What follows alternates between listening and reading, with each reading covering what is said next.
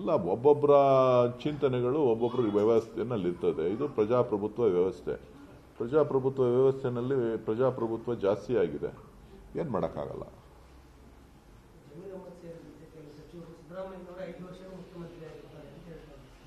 ಯಾರು ಇಲ್ಲ ಅಂತ ಹೇಳಲೇ ಇಲ್ವಲ್ಲ, ನೀವೇ ಇಲ್ಲ ಅಂತ ಹೇಳ್ತಾ ಇರೋರು. ಮೀಡಿಯಾದವರೇ ಇಲ್ಲ ಅಂತ ಹೇಳ್ತಾ ಇರೋದು, ನೀವೇ ಅವಾಗ ಕೇಳ್ತೀರಾ. ಅದೇಂತ ಕೇಳ್ತೀರಾ ನನಗೆ ಗೊತ್ತಿಲ್ಲ.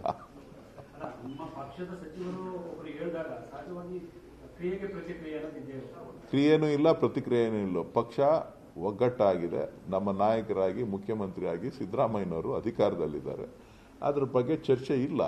ಪಕ್ಷದ ವರಿಷ್ಠರು ಕೂಡ ಹೇಳಿದ್ದಾರೆ, ಸಿದ್ದರಾಮಯ್ಯನವರು ಕೂಡ ಹೇಳಿದ್ದಾರೆ, ಪಕ್ಷದ ಅಧ್ಯಕ್ಷರು ಡಿ ಕೆ ಶಿವಕುಮಾರ್ ಅವರು ಹೇಳಿದ್ದಾರೆ, ಮಲ್ಲಿಕಾರ್ಜುನ್ ಖರ್ಗೆ ಅವರು ಹೇಳಿದ್ದಾರೆ, ಗಪ್ ಚಿಪ್ ಅಂತ. ಅದನ್ನ ಪಾಲನೆ ಮಾಡೋದು ಎಲ್ಲರ ಧರ್ಮ. ಕಾದು ನೋಡೋಣ. ನೀವು ಯಾಕೆ ಅದ್ರ ಬಗ್ಗೆ ಆತರ ಮಾಡ್ತೀರಿ? ನಿಮ್ಗೆ ಏನಾಗಬೇಕು? ನಿಮ್ಗೆ ಸಂಬಂಧಪಟ್ಟಿದ್ದಲ್ವಲ್ಲ ಅದು. ಈಗ ನಿಮ್ಗೆ ಸಂಬಂಧಪಟ್ಟಿದ್ದೇನು? ಮಳೆ, ಬೆಳೆ,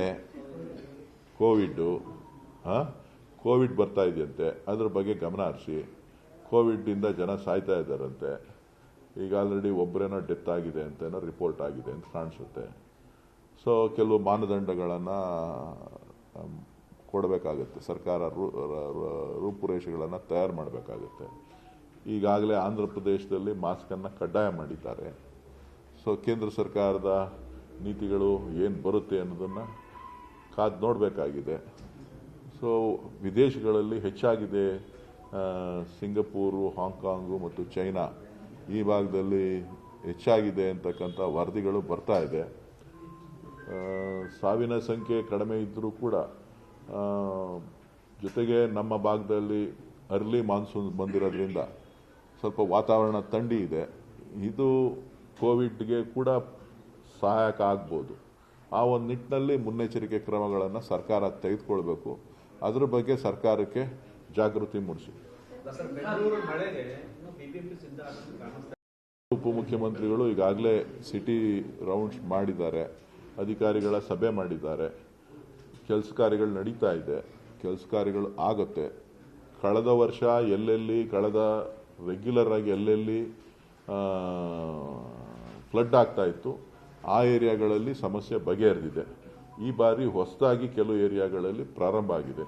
ಅದು ಭಾರತೀಯ ಜನತಾ ಪಕ್ಷದ ಶಾಸಕರು ನಿರಂತರವಾಗಿರುವಂಥ ಕ್ಷೇತ್ರಗಳಲ್ಲೇ ಹೆಚ್ಚು ಆಗಿರ್ತಕ್ಕಂಥದ್ದು. ಸೊ ಅವರು ಆ ಕಡೆ ಗಮನ ಹರಿಸಿಲ್ಲ. ಇವತ್ತು ಸರ್ಕಾರಕ್ಕೆ ನೀವು ಚಾಟಿ ಬೀಸಿದಿರಿ, ಗಮನ ಹರಿಸ್ತಾ ಇದೆ. ಮುಂದೊಂದು ದಿನಗಳಲ್ಲಿ ಅದನ್ನ ಬಗೆಹರಿಸ್ತಾರೆ. ಲೋಕಸಭೆ ಚುನಾವಣೆ ಬಳಿಕ ಹಳೆ ಮೈಸೂರು ಭಾಗದಲ್ಲಿ ಒಕ್ಕಲಿಗ ಸಮುದಾಯ ಮತ್ತೆ ಕಾಂಗ್ರೆಸ್ಗೆ ಮುಖ ಮಾಡ್ತಾ ಇದೆಯಾ ಅಂತ. ಯಾಕಂತ ಹೇಳಿದ್ರೆ ರೈತರ ಒಡನಾಡಿ ಸಂಸ್ಥೆಗಳಲ್ಲಿ ಕಾಂಗ್ರೆಸ್ ಮೇಲುಗೈ ಸಾಧಿಸ್ತಾ ಇದೆ. ಯಾವ್ದ್ರ ಮೇಲೆ? ನಾನೇನೋ ಆಗೋಯ್ತು, ನೀವು ಗಲಾಟೆ ಮಾಡಿದ್ ನೋಡ್ಕೊ.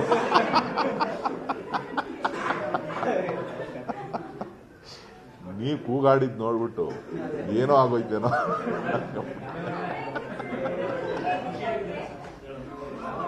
ನೀವು ಕೂಗಿದ್ ನೋಡಿದ್ರೆ ಭಯ ಆಯ್ತು, ಕೂಗಿದ್ ನೋಡಿದ್ರೆ ನನಗೆ ಭಯ ಆಗೋಯ್ತು.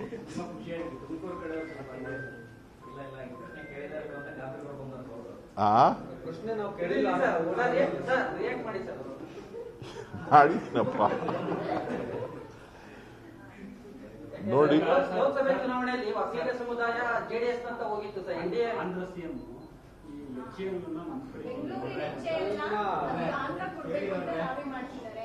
ರಾಜನಾಥ್ ಸಿಂಗ್ ಅವ್ರ ಹತ್ರ ಮನವಿ ಕೂಡ ಮಾಡಿದ್ದಾರೆ. ಅಲ್ಲಿ ಕೊರತೆ ಇದೆ, ಸೌಕರ್ಯ ಕೊರತೆ ಇದೆ, ಅಲ್ಲಿ ಸರಿಯಾದಂತಹ ಮ್ಯಾನುಫ್ಯಾಕ್ಚರಿಂಗ್ ಆಗ್ತಿಲ್ಲ, ರಫೇಲ್ ಆಗಿರ್ಬೋದು, ತೇಜಸ್ ಆಗಿರ್ಬೋದು. ಸೊ ಹಾಗಾಗಿ ನಮಗೆ ಕೊಡಿ ಅನ್ನುವಂತ ಮನವಿ ಮಾಡಿದ್ದಾರೆ. ನೋಡಿ, HAL ಸಂಸ್ಥೆ ಬಹಳ ಸುಮಾರು 50 ವರ್ಷಗಳಿಂದ ಬೆಂಗಳೂರಿನಲ್ಲಿ ಇದೆ. ಅದಕ್ಕೆ ಬೇಕಾದಂಥ ಎಲ್ಲ ವ್ಯವಸ್ಥೆಗಳು ಕೂಡ ಇದೆ. ಅತ್ಯುತ್ತಮ ಹೆಲಿಕಾಪ್ಟರ್ಗಳನ್ನು ಕೂಡ ನಾವು ಮಾಡಿರ್ತಕ್ಕಂಥದ್ದು. ಸೊ ಬಳಕೆ ಮಾಡ್ತಾ ಇದ್ದಾರೆ. ಇದರಲ್ಲಿ ತಂತ್ರಜ್ಞಾನಕ್ಕಾಗಲಿ ಸ್ಥಳಕ್ಕಾಗಲಿ ಬೇರೆ ಯಾವುದೇ ಕೊರತೆ ಇಲ್ಲ. ಅದು ಕೇಂದ್ರ ಸರ್ಕಾರ ಯಾವುದನ್ನ ಮ್ಯಾನುಫ್ಯಾಕ್ಚರ್ ಮಾಡಬೇಕು ಅಂತ ಹೇಳ್ತಾರೆ ಅದು R&D ಮಾಡುವಂಥದ್ದು. ಜೊತೆಗೆ ಏನೇನು ಹೆಚ್ಚಿನ ಅನುದಾನಗಳನ್ನು ಜೊತೆಗೆ ಆರ್ಡರ್ಸ್ ಯಾವುದ್ರ ಮೇಲೆ ಪ್ಲೇಸ್ ಮಾಡ್ತಾರೆ ಅದರ ಮೇಲೆ ಅವರು ಮ್ಯಾನುಫ್ಯಾಕ್ಚರಿಂಗ್ ಮಾಡಲಿಕ್ಕೆ ಸಾಧ್ಯ ಇದೆ. ಬೆಂಗಳೂರಿನಲ್ಲಿ HAL ಸಮರ್ಥವಾಗಿ ಕೆಲಸ ಮಾಡ್ತಾ ಇದೆ. ಅದ್ರ ಬಗ್ಗೆ ಯಾವುದೇ ಅನುಮಾನ ಬೇಡ. ಕೇಂದ್ರದವರು ಆ ಥರ ತೀರ್ಮಾನ ತೆಗೆದುಕೊಳ್ಳಿಕ್ಕೆ ಆಗೋದಿಲ್ಲ. ಯಾರೋ ಒಬ್ರು ಮುಖ್ಯಮಂತ್ರಿ ಕೇಳಿದ್ರು ಒಂದು ಕ್ಷಣಕ್ಕೆ HAL ಎತ್ಕೊಂಡೋಗಿ ಅಲ್ಲಿ ಇಟ್ಕೊಬಿಡೋದಕ್ಕೆ ಆಟದ ಸಾಮಾನಲ್ಲ. ಸೊ ಹಂಗಾಗಿ ನಾನು ಹೇಳೋದು ಇಷ್ಟೇ, ಬೆಂಗಳೂರಿನ HALಗೆ ತನ್ನದೇ ಆದಂಥ ಇತಿಹಾಸ, HAL ಇರ್ಬೋದು, BAL ಇರ್ಬೋದು, BHEL ಇರ್ಬೋದು, ಇವೆಲ್ಲ ಸಂಸ್ಥೆಗಳು ಒಂದು ಕಾಲದಲ್ಲಿ ಬೆಂಗಳೂರಿಗೆ ಒಂದು ಹಿರಿಮೆಯನ್ನು ತಂದಿರತಕ್ಕಂಥ ಒಂದು ದೊಡ್ಡ ದೊಡ್ಡ ಸಂಸ್ಥೆಗಳು. ಸೊ ಹಾಗಾಗಿ ಇವತ್ತು ಅವೆಲ್ಲವೂ ಕೂಡ ನಮಗೆ ಒಂದು ನಮ್ಮ ರಾಜ್ಯಕ್ಕೆ ಒಂದು ಶಕ್ತಿಯನ್ನು ಕೊಟ್ಟಿದೆ.